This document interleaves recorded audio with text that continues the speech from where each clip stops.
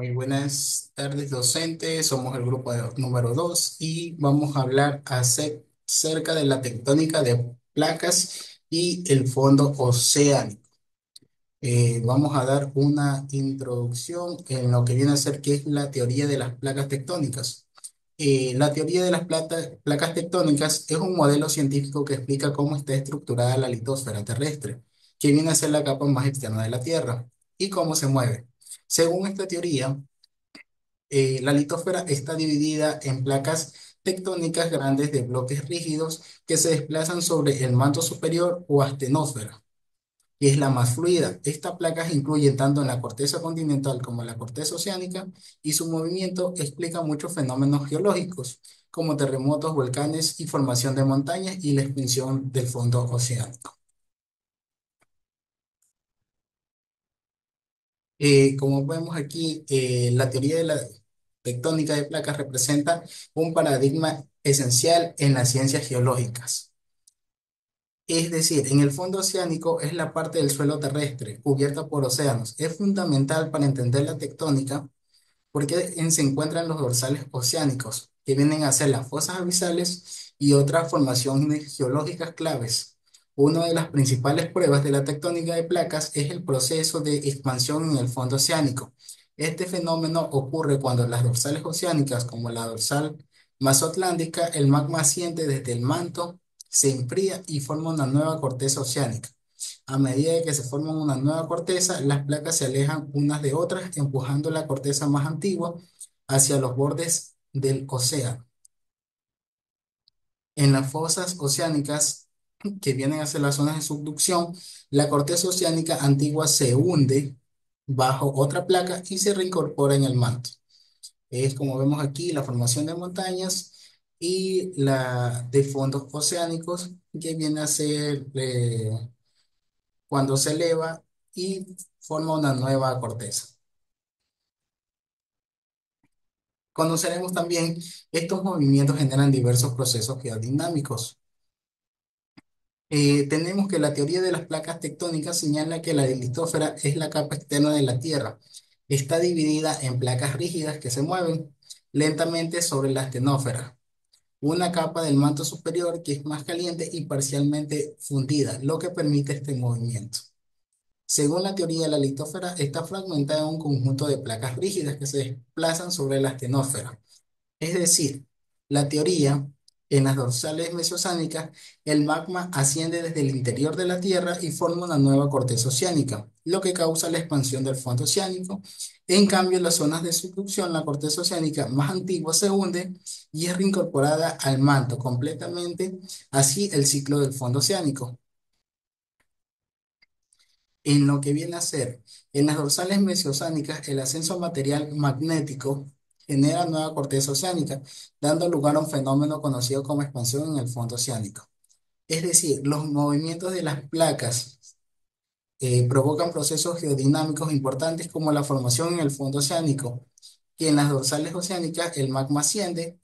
Como podemos ver en esta imagen, el magma asciende desde el fondo y crea su nueva corteza, haciendo la separación de placas, como estamos viendo en esta imagen, y empujar el material hacia los lados y su reciclaje cuando la corteza oceánica antigua se hunde en las zonas de subducción y vuelve al manto terrestre.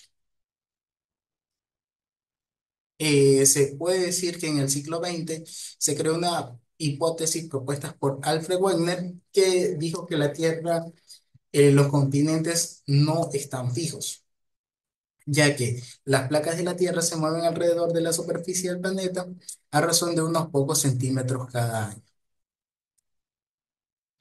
De los continentes, la observación más obvia y una de las primeras es sugerir una deriva continental como los contornos en los continentes, especialmente los de Sudamérica y África. Es decir, antes se llamaba Pangea en toda la unión de los continentes, pero luego hubo una separación.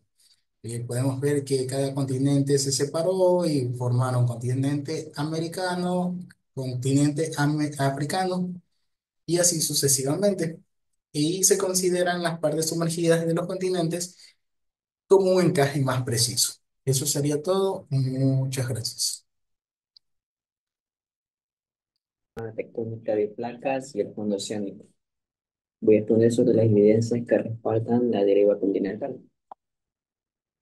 Como primer punto importante, tengo que la deriva continental fue una hipótesis propuesta por Alfred Wegener a principios del siglo XX, que sostenía que los continentes de la Tierra no están fijos, sino que se han desplazado lentamente a lo largo del tiempo geológico.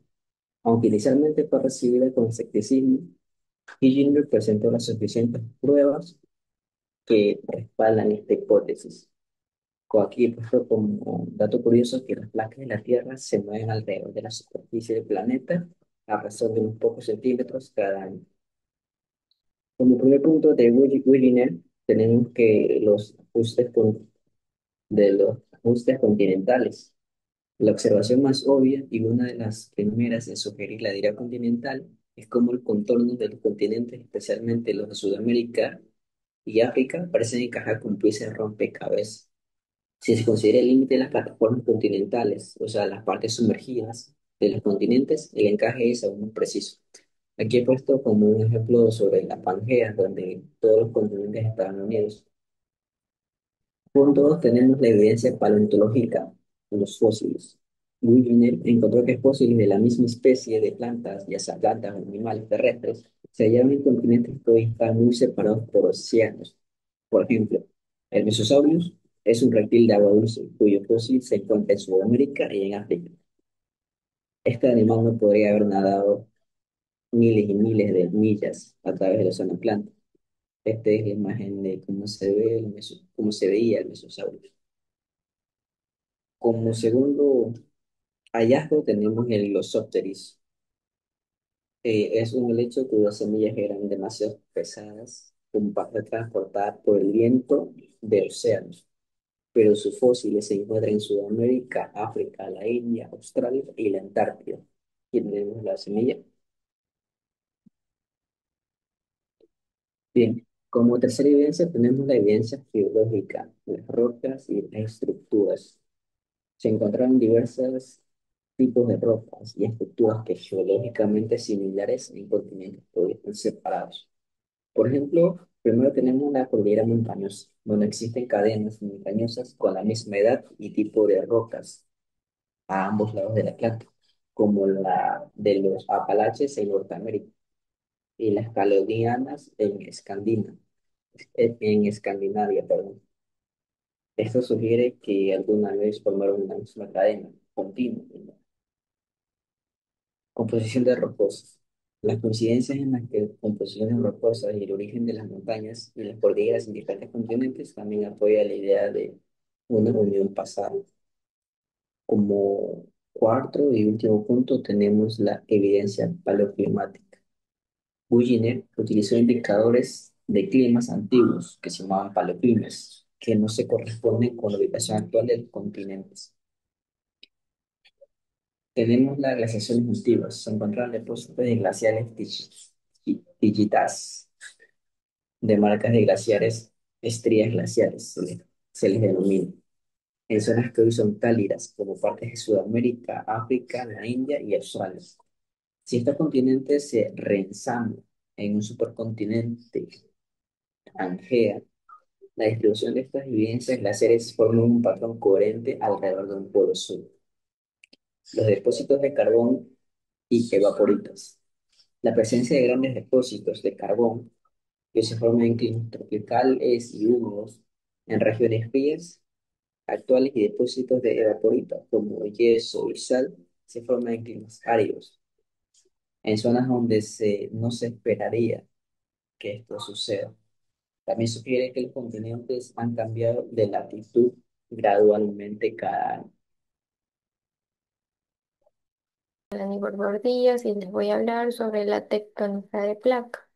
La tectónica de placas es una teoría científica que explica cómo está estructurada y cómo se mueve la listósfera terrestre, es decir, la capa más externa y rígida de la Tierra, que incluye corteza y parte del manto superior.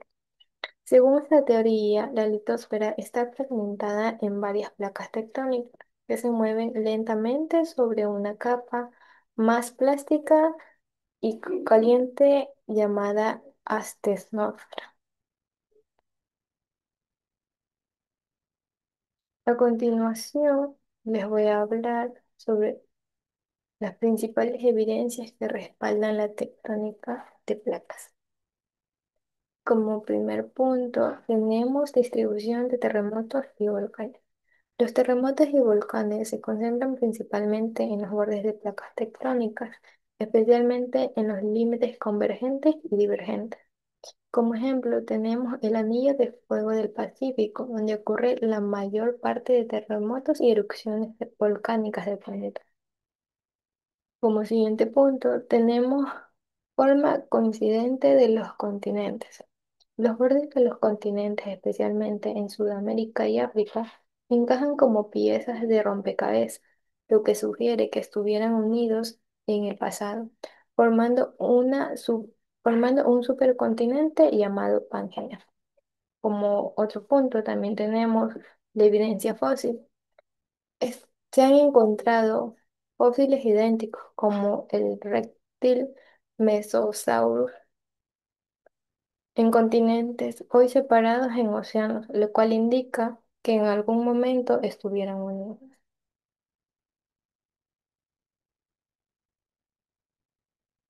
También aquí tenemos otro punto que es la evidencia geológica. Esto es formaciones montañosas y capas rocosas y tipos de rocas similares que se encuentran en continentes separados. Como un ejemplo tenemos las montañas Apalache en América del Norte y formaciones similares en Escocia y Noruega. Como siguiente punto también tenemos los paleoclimas. Se han encontrado depósitos glaciares en regiones tropicales actuales y carbón formando en climas cálidos y húmedos. En regiones polares, lo que sugiere que los continentes se han desplazado a través de diferentes zonas climáticas. También, y como último punto, tenemos la expansión del fondo oceánico. La cresta oceánica, como la dorsal mesoatlántica, muestran que están generados nueva corteza oceánica, lo que empuja a las placas. Las bandas simétricas del magnetismo del fondo marino reflejan inversiones del campo magnético y terrestre, indicando en el fondo oceánico que se forman y se desplazan desde los dorsales. Gracias. Buenas tardes. ¿Qué características ocurren en los límites de las placas? Los límites de las placas tectónicas son las zonas de contactos de diferentes placas que componen la litosfera de la Tierra. Estas son áreas geológicamente más activas del planeta, donde se halla la mayor parte de los fenómenos sísmicos y volcánicos, y donde se producen los cambios significativos en el relieve. A medida que las placas se mueven, se crean límites. Estas son convergentes, divergentes y transformantes. Los límites divergentes. Estos límites, las placas se separan del magma y asciende a un manto para llenar el espacio, creando una nueva corteza. Características y procesos. Dorsal oceánicas. Estas son formaciones más promi- prominentes en estos límites de grandes cordilleras submarinas donde se produce la expansión del fondo oceánico. Un ejemplo, la dorsal mesoatlántica. RIC continental. En algunos casos, la divergencia puede ocurrir en el interior del continente, formando valles de Rick, como por ejemplo el Gran Valle de Rick en África, que eventualmente puede evolucionar hasta convertirse en en nuevos océanos. Actividad volcánica. Es muy común, pero generalmente es un tipo efusivo y menos explosiva. Sismidad. Se producen nuevos terremotos, pero suele ser de poca magnitud y superficiales, asociados al estiramiento y fracturación de la corteza. La formación de una nueva corteza oceánica. A medida que este magma asciende y se enfría, forma una nueva litósfera oceánica. Los límites, los límites convergentes. Estos son límites en que las placas se acercan y chocan. La interacción depende de un tipo de corteza involucrada, oceánica o continental. Sus características y procesos. La subducción. Si al menos una de las placas es oceánica, la placa más densa, generalmente la oceánica, se desliza por debajo y se sumerge en el manto. Fosas oceánicas. Se forman en el punto donde la placa oceánica se subduce, siendo las depresiones más profundas en el fondo marino. Por ejemplo, las fosas de las marinas, arcos volcánicos, islas o continentales. A medida que la placa subducida se calienta y funde parcialmente el manto, el magma asciende y forma cadenas de volcanes. Si la subducción ocurre de dos placas oceánicas, forman arcos de islas volcánicas, por ejemplo, en Japón. Si una placa oceánica y una continental se forman, forman la cordillera de los Andes. Los terremotos de gran magnitud. Estos son muy comunes y pueden ser superficiales, intermedios o profundos, liberando grandes cantidades de energías. La colisión continental. Si dos placas continentales colisionan, ambas son relativamente flotantes y no subducen fácilmente. La corteza se comprime, se deforma y se eleva. La formación de grandes cordilleras montañosas. Se crean cadenas montañosas de gran altitud y complejidad geológica. Por ejemplo, el Himalaya. Sismidad y terremotos. Em, Estos son intensos y superficiales debido a la compresión y el plegamiento de la corteza. No hay vulcanismos significativos debido a que la subducción es profunda de material oceánico. Los límites transformantes. Estos límites, las placas se deslizan lateralmente sin crear ni reducir la corteza significativa. Las características y procesos es las fallas, que son grandes, donde permiten el movimiento horizontal de las placas. La sismicidad intensa produce terremotos frecuentes y a menudo muy potentes debido a la fricción y acumulación de la tensión de las placas que se deslizan. La ausencia de vulcanismo. Generalmente no hay actividad volcánica asociada, ya que hay un descenso de agua.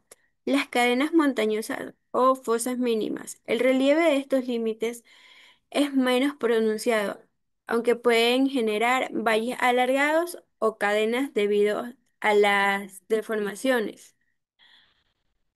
Las- en conclusión, estas características de los límites de placas son un reflejo directo del tipo de intervención de las placas y los procesos geológicos que ocurren en cada una de ellas, desde la creación de la corteza en las dorsales hasta la formación de las montañas más altas en las zonas de colisión. Gracias. Buenos días, biólogo. Yo le voy a dar un ejemplo sobre la dorsal mesoatlántica y la expansión del fondo oceánico. Un ejemplo sobresaliente de la relación entre las tectónicas de placa y el fondo oceánico de la dorsal mesoatlántica y el proceso de expansión del fondo oceánico. Ok, la dorsal mesoatlántica es una enorme cadena montañosa submarina que se extiende a lo largo de 16.000 kilómetros por el centro de Oceánico Atlántico, dividiéndolo en dos. Es un ejemplo clásico de un límite de placa divergente donde las dos placas tectónicas, la placa norteamericana y la placa euroasiática norte y la placa sudamericana y la placa africana al sur. Estas están separados por el ascenso de la magna, que es el centro. También está la magna caliente del manto que asciende debido a las corrientes de la convección. su presión disminuye a medida que va descendiendo, lo que permite que se funda y se enmeja a la superficie del fondo oceánico. Ok, como segundo punto tenemos la formación de las nuevas cortezas oceánicas. A medida que esta magma también se calienta, entra en contacto con el agua fría del océano, que se enfría y se solidifica, formando nuevas cortezas oceánicas de tipo balsático. Este proceso es continuo a la nueva corteza que empuja hacia la más antigua, hacia los lados, alejándola del centro de la dorsal. Esto se conoce como una expansión del fondo oceánico. Ok, como tercer punto, el bandeado magnético y la edad de las rocas es una de las evidencias más convincentes de la expansión del fondo oceánico, que son las anomalías magnéticas.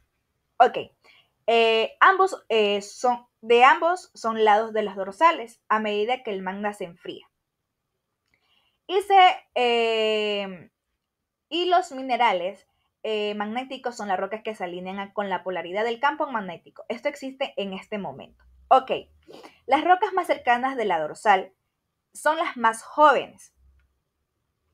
Y a medida que nos alejamos, las rocas se vuelven más progresivamente más antiguas. La edad de la corteza oceánica más antigua fue encontrada hace aproximadamente 180 millones de años, lo que significa que es una de las más jóvenes de la corteza continental de la más antigua. Esto también tiene miles de millones de años que puede tener. Esto se debe a lo que la corteza oceánica se recicla constantemente. La sismicidad y el volcanismo. La separación de las placas en dorsales que significa la sismicidad debajo de la magnitud.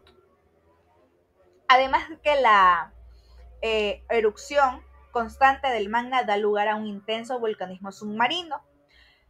Esto me recuerda a una noticias que vi, no me acuerdo si fue en San Martini, Grecia, vi cómo era la erupción y cómo se caían las casas por esto del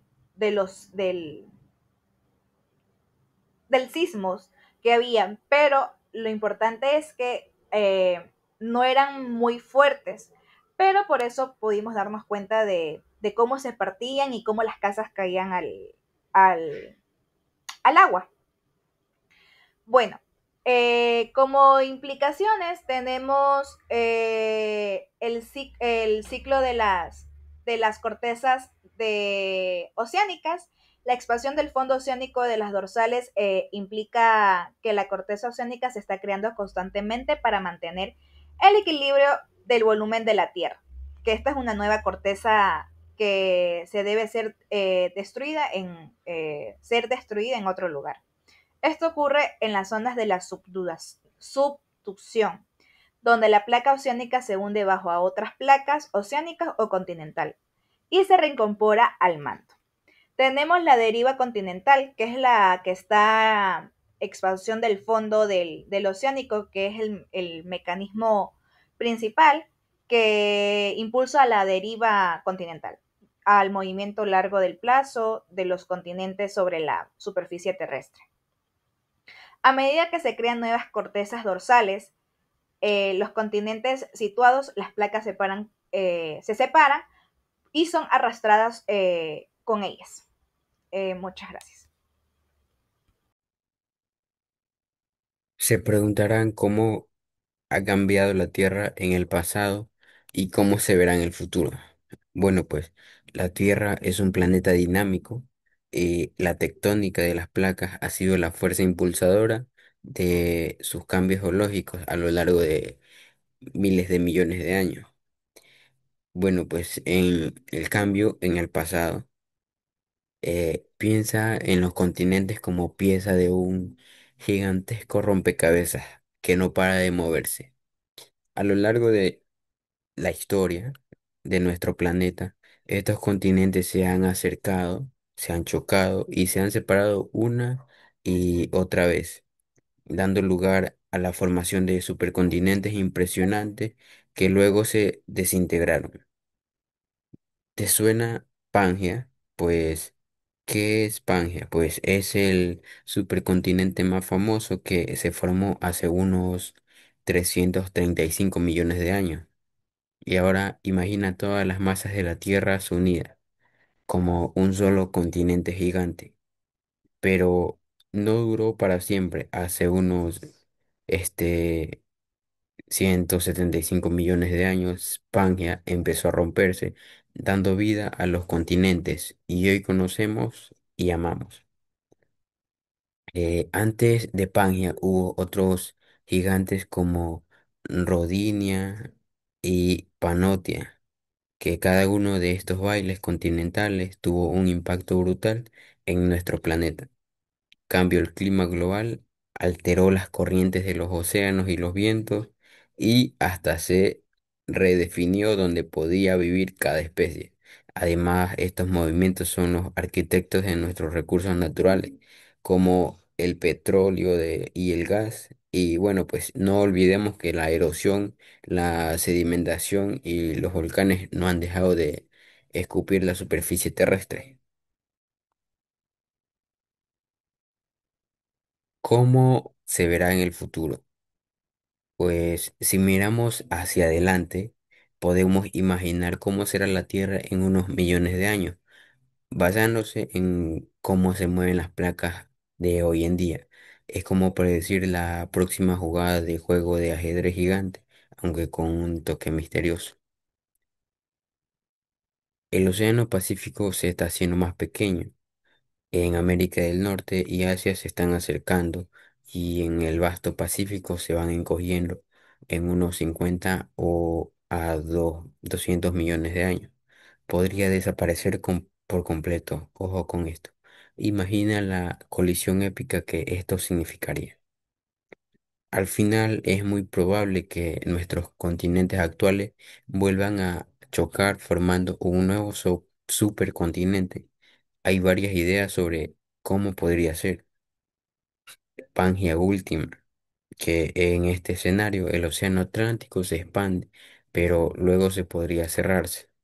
El resultado, pues América del Norte y la del Sur chocarían con África y Euro, Eurasia.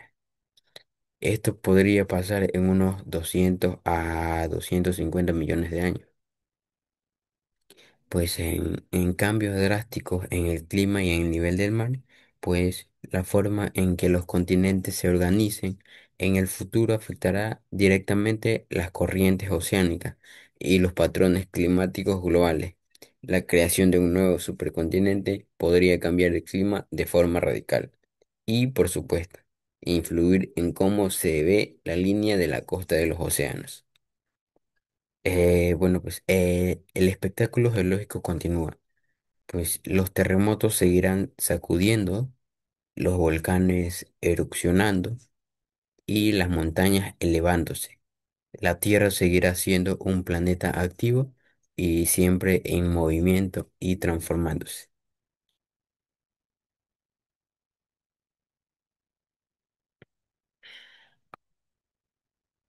Muchas gracias.